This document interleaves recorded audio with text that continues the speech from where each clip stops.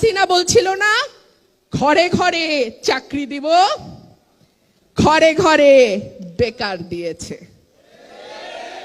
ঘরে ঘরে শুধু বেকারই দেয় নাই, ঘরে ঘরে মামলাও দিয়েছে। বলতে চাই নাই, আসলে হয়েছে কি, ঢেকি স্বর্গে গেলেও ধান ভানে।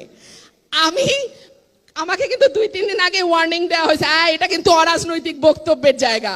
আমি বলি খাইছে, আমার মাথার চুল থেকে পায়ের নখ পর্যন্ত রাজনীতি। আমি রাজনীতির বাইরে কথা বলবো কেমনে? রাজনীতির বাইরে কথা বলতে পারি না বলে তো প্রেমও করতে পারি নাই। রাজনীতি ছাড়া আবার কথা হয় নাকি? যাই হোক, তো কি বলতেছিলাম, ঘরে ঘরে দিছে মামলা। বিরোধী দল একটা সময় মানুষ ভাবতো বিএনপি করে, আচ্ছা ঠিক আছে ওদের সাথে না মিশলেই হবে।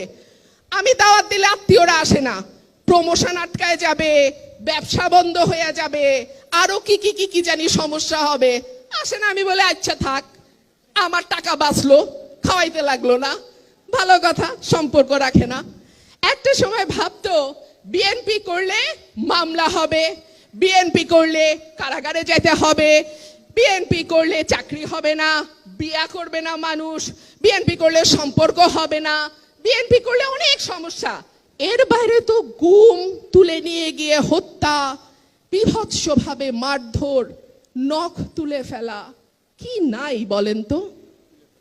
এমন কোনো অত্যাচার নাই যেটা বিরোধী দল করলে করা হয় না।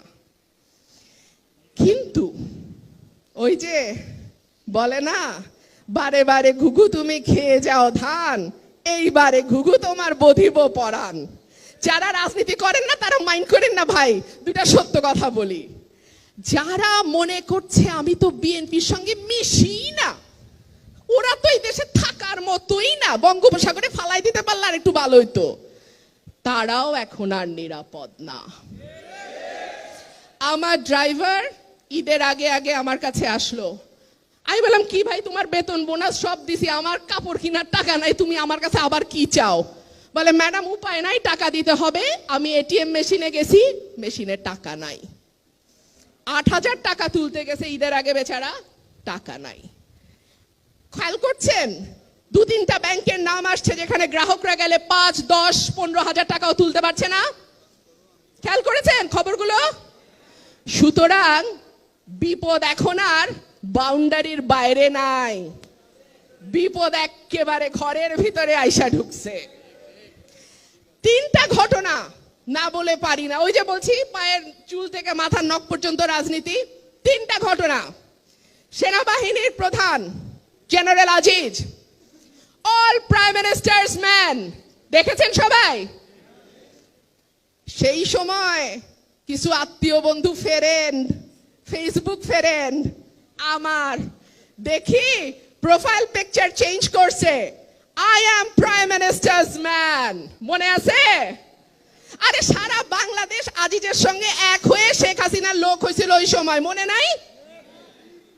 এইবার যখন ধরাটা পড়লো, আমি আবার ফেসবুকে ঢুকলাম, খুঁজা বাইর করি I am prime ministers man কারা, একটাও নাই।